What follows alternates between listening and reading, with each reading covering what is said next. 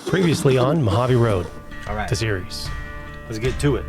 I started at Alvord and Yermo Road on day 1, driving into the night and stopping at Afton Canyon for camp. In the morning, I was graced with a couple of epic water crossings before heading across the desert and finding Soda Dry Lake. In finding Soda Dry Lake, I found that it was also too wet to cross. I didn't have the right supplies, and I couldn't afford getting stuck. So I had to take the detour toward Baker and back down to Soda Dry Lake. I had already seen some trail destruction from the storm that had came through, which ended up washing away a large portion of the Baker Road. Continuing into the evening, I was able to make up a few more miles before I called it a night. Welcome to Mojave Road, the series. Episode 4, The Long Journey.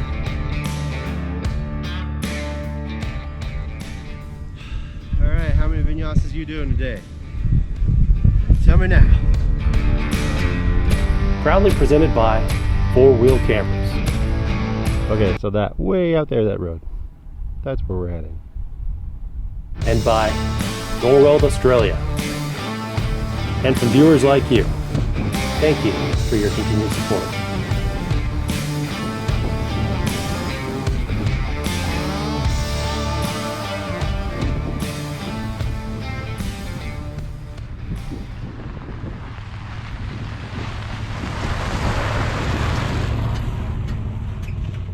Breaking news on the Mojave Road.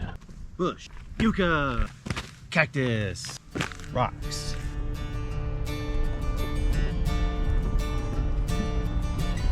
About 11,000 years ago, this region's ecological zones were 1,000 feet lower in elevation due to the cooler and wetter weather patterns of the waning ice age.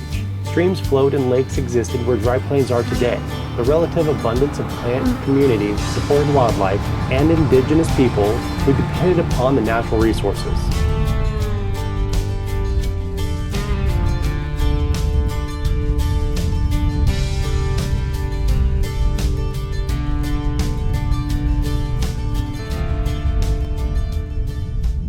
Parkour, parkour, parkour, parkour.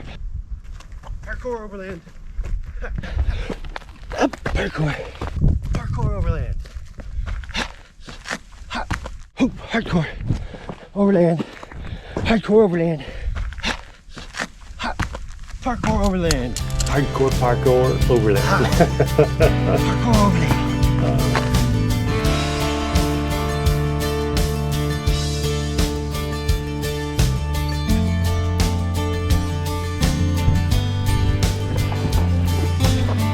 Here we are at Marl Springs.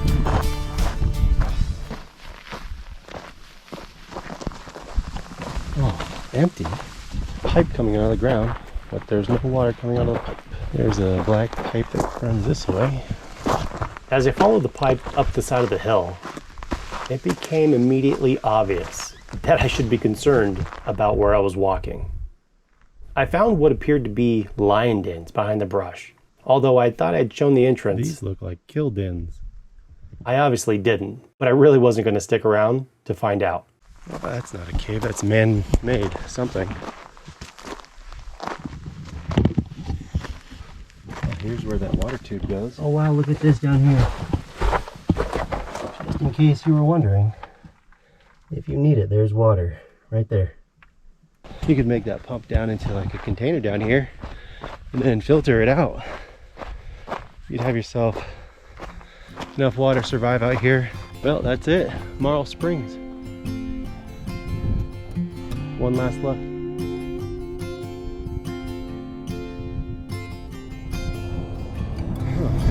Hey, by the way, there's huge cat prints back there. Check this out. We had a sign in the middle of the road as I was driving backwards to go retrieve a camera. I noticed these. The whole thing's about the size of my whole hand, except instead of fingers, ninja blades. That's interesting to see that there's cat prints out here. Be careful. I think those dens that we might have seen over here are actual evidence of a cat. Here by Marl Springs. I can't believe I found other people out here. Well, we saw you from way over there. You were further up the road and we saw the glint on your windshield. Much further. And Did then I see you guys yesterday? We were gonna, no. Well, we're camped way up on by Sema Road and I-15 at Dark Tank. I don't know that. It's area. a couple of old abandoned cowboy shacks, and then there's a windmill and a rock tank that was made for holding water when you had cattle in here. The sheep like these cactuses. Which ones? The barrel ones, the red ones. Yeah. They'll take their paws and knock a hole in them or break the top off of them, and then they drink and feed out of them. So 42 years? Get out of here. Yeah, I'm not the only guy. You know, I think there's 3 people on that mountain range. Oh. There's 2 or 3 on the next mountain range north of I-15, and then there's some over Riverside. But I think there's a total of 20 tags in the whole state. And this particular federal preserve area, there's only 1 tag issued this year, and I drew it. So it's all of a sudden I'm a sheep hunter. So once in a lifetime opportunity here in California to draw a sheep tag, and you know, most people will never draw a tag in their life. And then the incredible thing is my buddy Joey, he drew a tag in Nevada this year. He already got his. Wow. Our limit line is the Shell Station, I-15 to Baker. Oh, okay. Syzyx Road, CCZYX, Zyzix, whatever road, all the way down past the Desert Study Center to the railroad tracks, and then these railroad tracks out here coming back around. Oh, yes. So you saw some lion tracks down here, huh? I got pictures of lion tracks up on the Indian. Probably 140, 180 pounder. Wow. Huge. It was up on, there's a place where they're called the Indian Trail. It's a spot where the Indians used to go up the trail to get up on the plateau up there. Okay. And there's a bunch of petroglyphs up there on the rocks. Guys, it's been a pleasure to meet you. Yeah, I'm Austin. Of course, name? Austin. Austin. I'm Joe. Austin, pleasure to meet you. Rob. Pleasure. Rob. All right, we'll take care, guys. We've got a whole valley to cross, and I've spent nearly 4 hours up here filming and stuff, tracking, doing all that things. Yes, do this too. If you don't feel this, you're already 6 feet underground. Over 1,300 later prehistoric and historic period archaeological resources, including 65 rock image sites, have been recorded since 1925. 7 days of trash cleanup in the desert.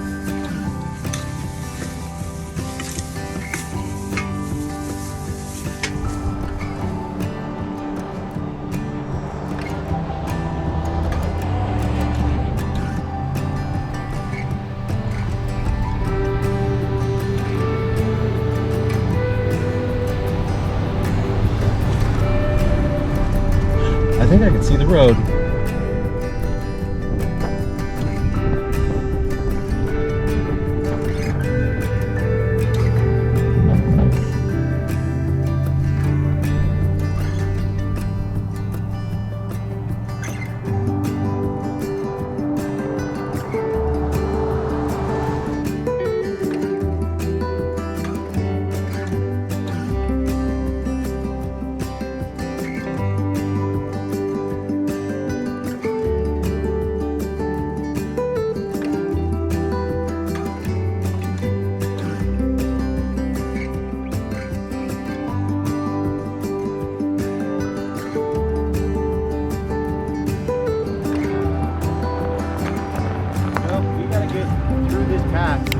Next one. Let's get going.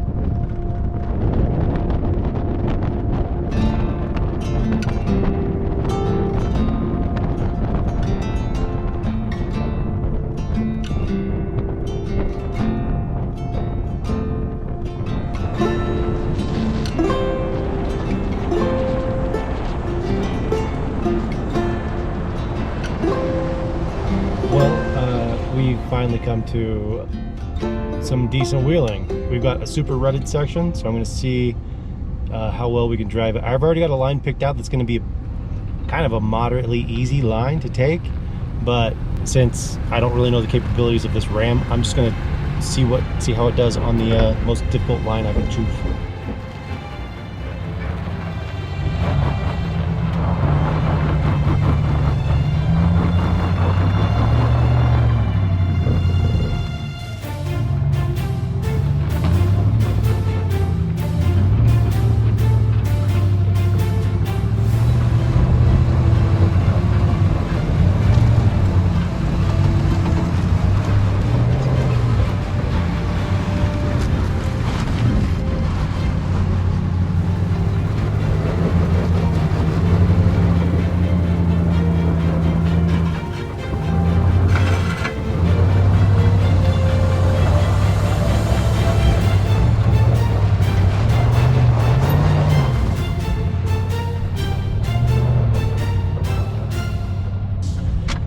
Like butter, smooth like butter.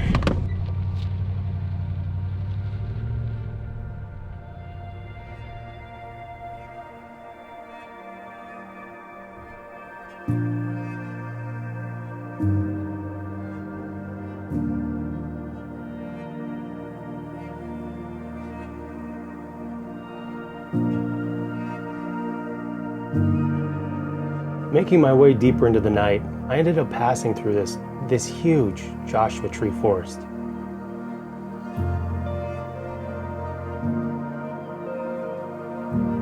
It's officially camper time. I made it to a campsite spot. And I think we got about 30 miles-ish, 34 miles to go left on the Mojave Road before we're at the point where I feel like it's concluded at the Colorado River.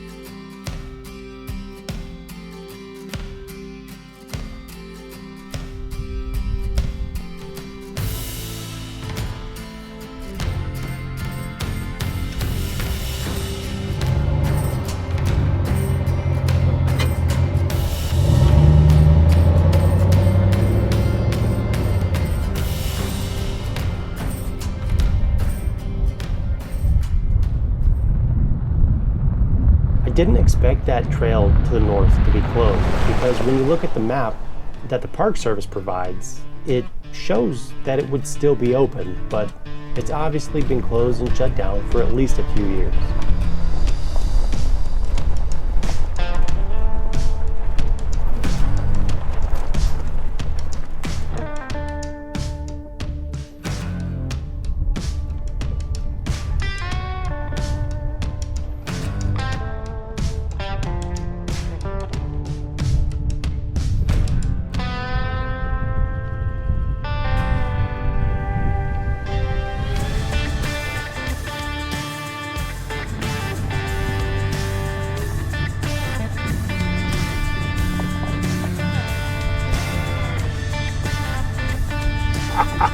Good old freewheeling.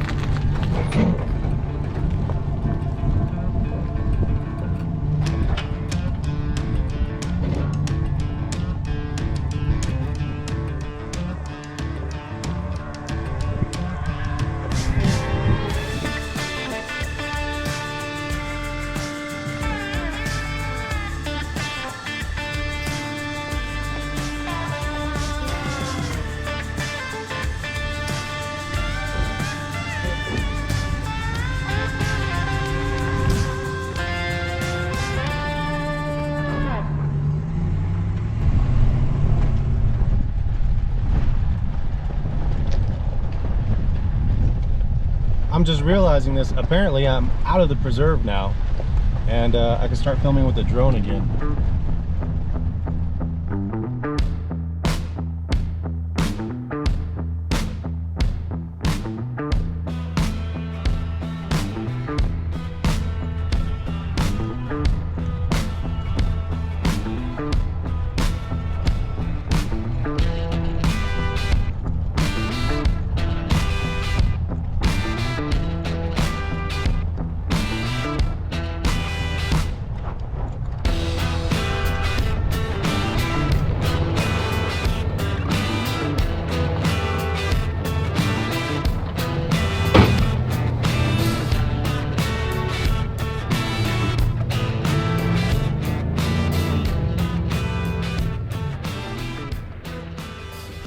There's something about being in this raw ancestral land.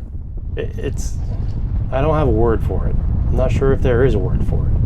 I guess it's something you're just gonna have to experience yourself. So make sure you put this place on your bucket list and come check out the Mojave Road.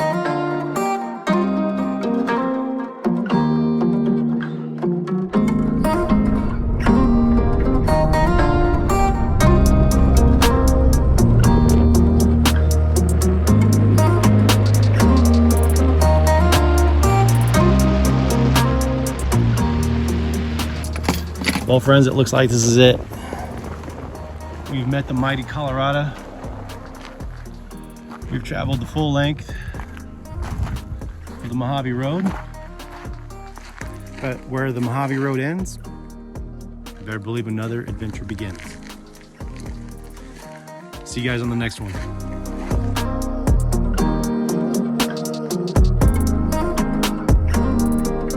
Thank you for joining me for Mojave Road, the series, episode 4, The Long Journey.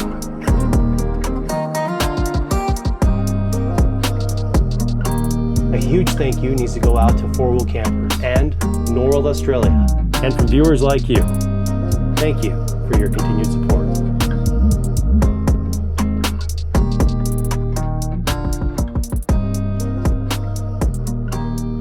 I'm Austin Head with WolfPac-Outdoors. I'll see you out on the trail. Well, I guess it wouldn't be action TV if I wasn't breaking cameras all the time. 2 this trip.